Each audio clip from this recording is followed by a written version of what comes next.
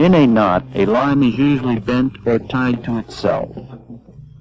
A bend ordinarily is that used to join two lines together.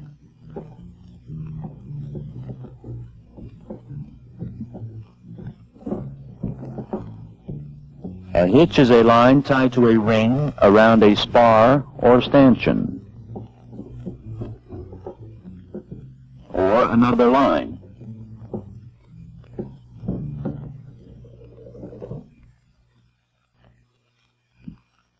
The overhand knot is a basis for other knots. It is the most commonly used and is the simplest to make. An overhand knot is made by passing the end of a line over the standing part and through the loop. An overhand knot may be used to prevent the line from unlaying, to form a knob at the end of the line, or to serve as a basis of other knots. The overhand knot is also used to increase a person's grip on a line.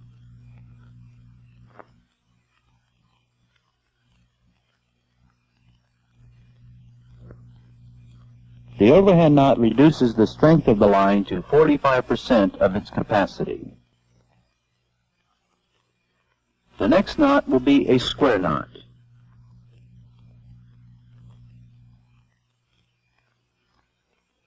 To make a square knot, take the end of the line in your right hand and say to yourself, right line over left and left line over right. Pass the end over and under the part in your left hand. Then take the end that was in your left hand and this time say to yourself, left line over right line. Then pass it over and under the part in your left hand. Notice that in a square knot, the end and the standing part of one line come out on the same side of the bight formed by the other line. The square knot is used for tying two lines of the same size together so they will not slip. It will not hold if the lines are wet or if the lines are of different sizes. It tightens under strain, but can be untied by grasping the ends of the two bights and pulling the knot apart. The strength of a square knot is 45% of the line's capacity.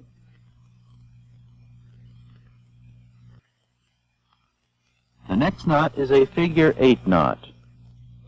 To tie a figure 8 knot, form an under or overhand loop in the line. Pass the running end over the standing part, up the other side, and through the loop. Tighten the knot by pulling on the running end and the standing part. Let's do it again. Form an under or overhand loop in the line. Pass the running end over the standing part, up the other side and through the loop. Tighten the knot by pulling on the running end and the standing part. A figure 8 knot is used to prevent the line from unreeving when rove through a block. The knot is easy to untie. A figure 8 knot reduces the strength of the line 50%. The bowline knot. To tie a bowline, hold the standing part with your left hand and the running end with your right hand. Flip an overhand loop in the standing part. Hold the standing part and the loop with the thumb and fingers of your left hand. Using your right hand, pass the running end up through the loop and under and around the standing part, and down again through the loop. Let's do it once more. Hold the standing part with your left hand and the running end with your right hand. Flip an overhand loop in the standing part and hold the standing part and the loop with the thumb and fingers of your left hand. Using your right hand, pass the running end up through the loop, around and under the standing part, and down again through the loop.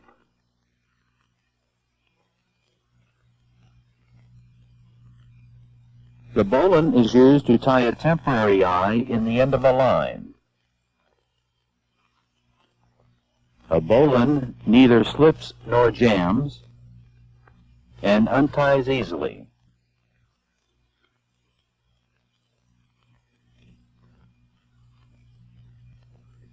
An example of a temporary use is that of tying a heaving line or messenger to a hawser and throwing it to a pier where line handlers can pull the hawser to the pier using the heaving line or messenger.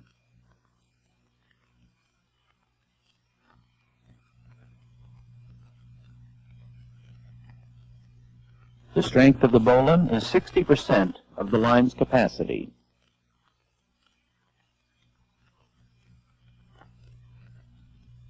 A running bowline is used when you need an extra large eye. To tie a running bowline, put the running end under the standing part. Make an overhand loop in the bight. Take the bitter end over the standing part, up through the overhand loop, around and under the standing part, and down through the loop, forming an eye around the standing part. Let's tie it once more. Put the running end under the standing part, make an overhand loop in the bight, take the bitter end over the standing part, up through the overhand loop, around and under the standing part, and down through the loop.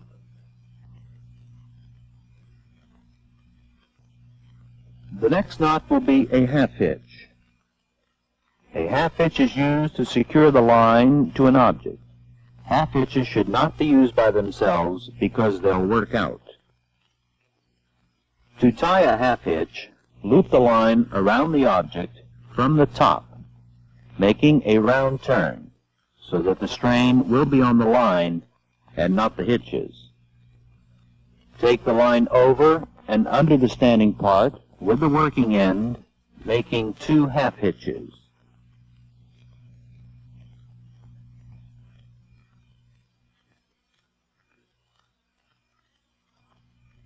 Hitches should always run in the same direction to prevent twisting of the line. Never tie half hitches by themselves. They must be used in conjunction with another knot. Once more, loop the line around the object from the top, making a round turn, so that the strain will be on the line and not the hitches. Take the line over and under the standing part with the working end, making 2 half hitches. Remember, hitches should always run in the same direction to prevent twisting of the line. And never tie half hitches by themselves. They must be used in conjunction with other knots.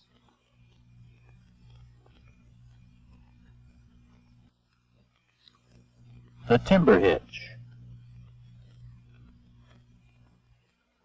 A timber hitch is formed by passing the end around the spar and its own standing part, making a half hitch.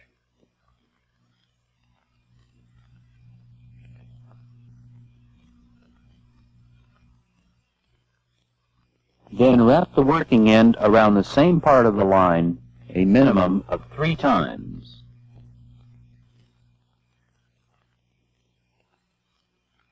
The timber hitch is used on logs, spars, planks, and other comparatively rough-surfaced material.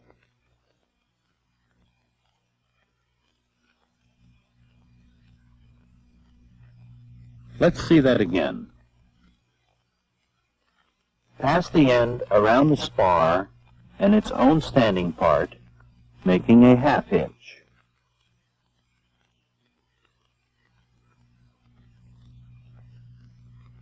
Then wrap the working end around the same part of the line a minimum of 3 times.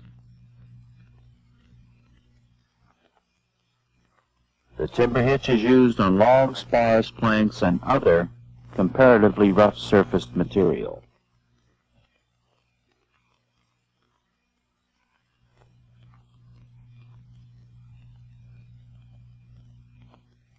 For safety reasons, the timber hitch should never be used on pipes or other metals when lifting vertically.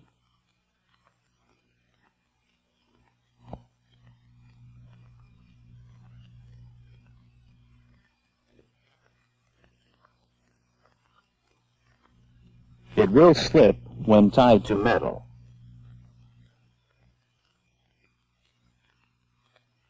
The strength of a timber hitch is 70% of the line's capacity. A rolling hitch. When making a rolling hitch, the working end is wrapped around the spar or line 3 times in the direction of pull, crossing the standing part on the top side each time.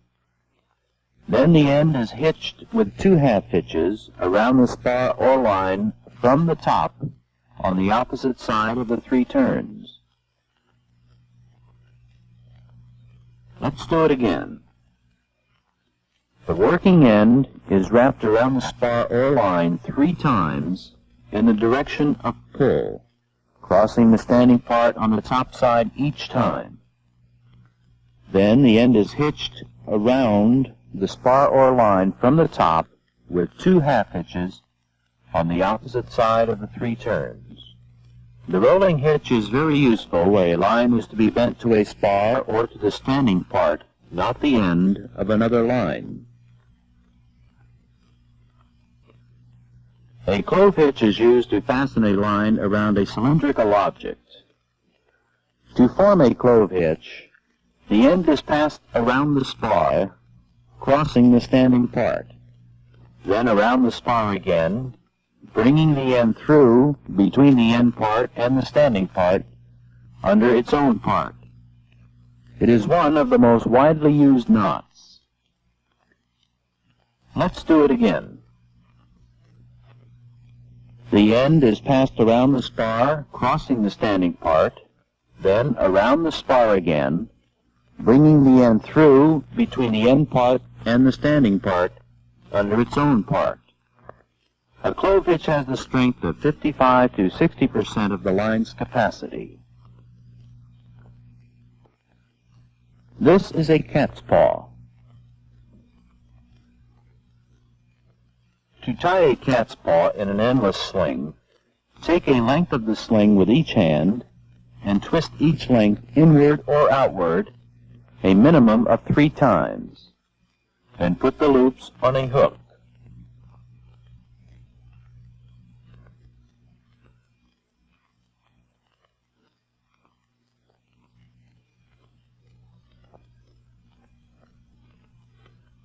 Let's tie this once more. Take a length of line in each hand and twist each length inward or outward a minimum of 3 times. Then put the loops on a hook.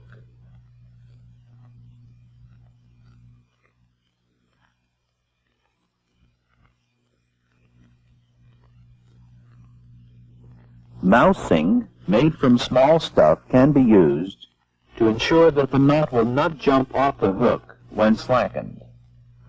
A cat's paw can be used for fastening an endless sling to a hook or to shorten a sling.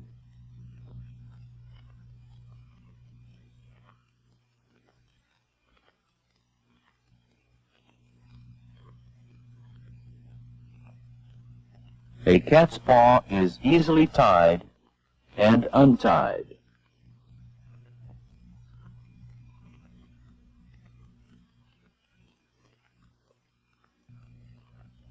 A single sheet or becket bend is used to tie 2 lines of unequal size together or to tie a line to an eye. To tie a single sheet or becket bend, take the end of the larger line, lay it back parallel to the standing part, forming a loop. Then take the smaller of the 2 lines, put the end up through the loop, and pass it around the loop and back under itself.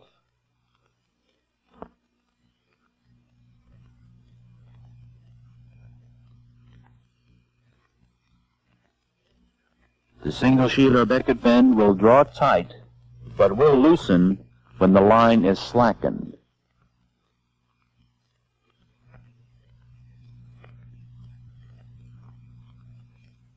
Let's tie it again to an already formed eye. Take the eye in your left hand. Take the smaller of the two lines, put the end up through the eye, pass it around the eye and back under itself.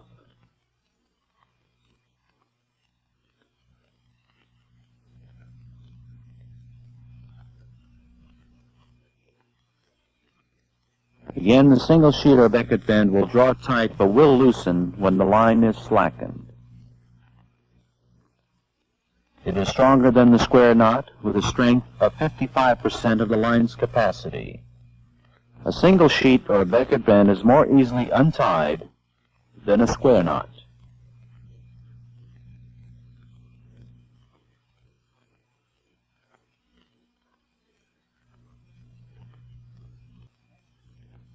A double sheet or becket bend is always used to tie the gant line to a bosun's chair.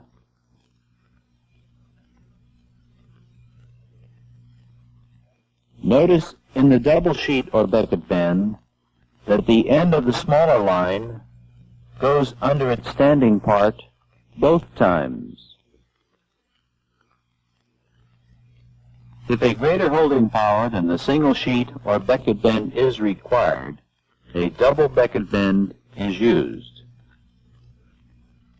It will not slip, it draws tight under heavy loads, but will loosen when strain is taken off the line. This knot is more secure than the single sheet or becket bend when used in a spliced eye.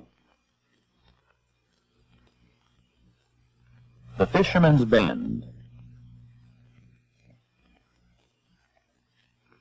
To tie the fisherman's bend, take 2 turns through the eye.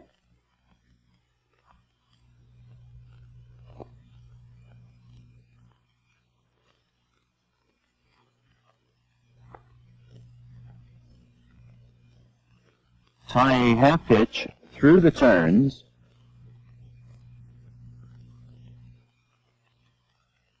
and another 2 half hitches around the standing part.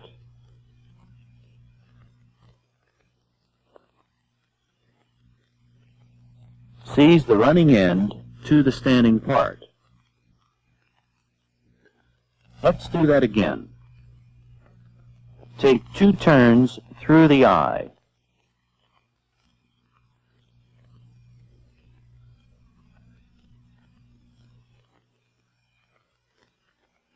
Tie a half hitch through the turns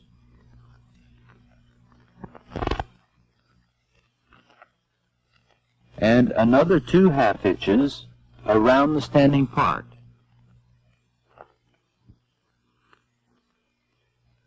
Seize the running end to the standing part. The fisherman's bend is used to tie a line to a becket or to an eye, such as tying a messenger to the eye in a mooring line. It is also used for securing a line to a buoy or a hawser to the ring or a shackle of an anchor. The fisherman's bend has a strength of 76% of the line's capacity.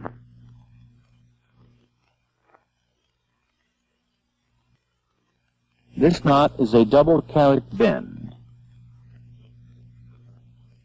A double carrot bend is made by first crossing the end of one line over the standing part, forming a loop. Pass the end of the other line across the loop. Then, working from right to left, bring the bitter end under the standing part, then over and under each part to form the knot.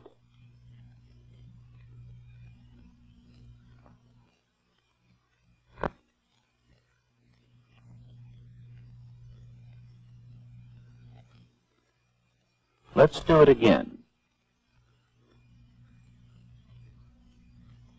Cross the end of one line over the standing part, forming a loop. Then pass the end of the other line across the loop. Working from right to left, bring the bitter end under the standing part, then over and under each part to form the knot.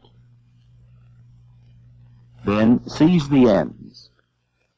A double carrot bend with both ends coming out on different sides is a secure knot. It is used for tying together two hawsers. It unties readily after a heavy strain for the simple reason it never draws tight, providing the ends have been seized. However, it will draw tight if the ends are not seized. A good knot must be easy to tie, easy to untie, and serve a definite purpose. The basis for other knots is the overhand knot. It may be used to prevent the end of a line from unlaying, or to form a knot at the end of a line, or to be part of another knot. A square knot has similar uses. Two lines of equal sizes are tied with a square knot. A figure eight has similar uses. A bowline is used to tie a temporary eye in the end of a line.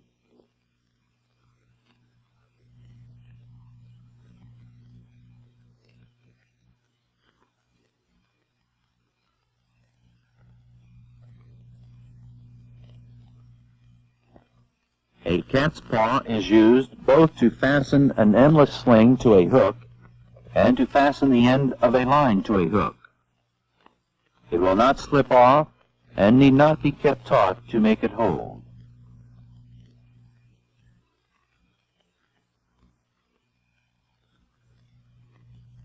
A fisherman's bend is used to tie a line to a becket or to an eye in a mooring line. After this bend is tied, the running end of the line should be seized to the standing part.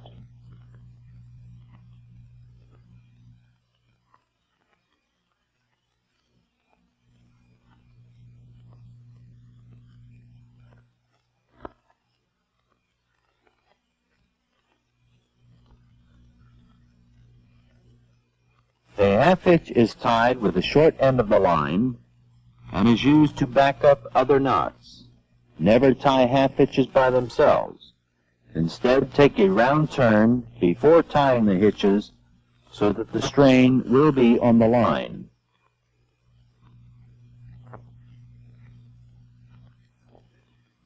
A clove hitch is the best knot for tying a line to a ring, spar, or anything cylindrical.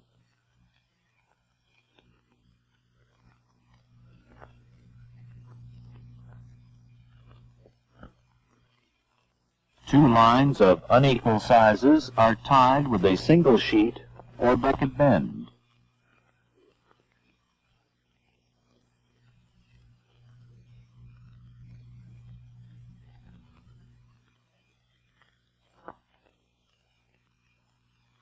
The double sheet or becket bend is always used to tie the gat line to the bosun's chair.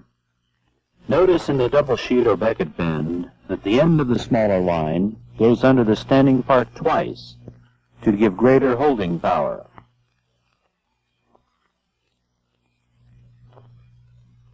Two hawsers are tied together with a double carrot bend.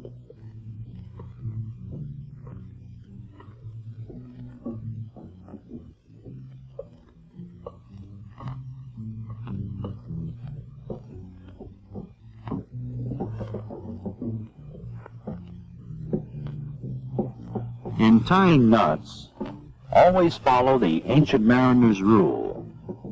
Never tie a knot on which you are not willing to stake your life.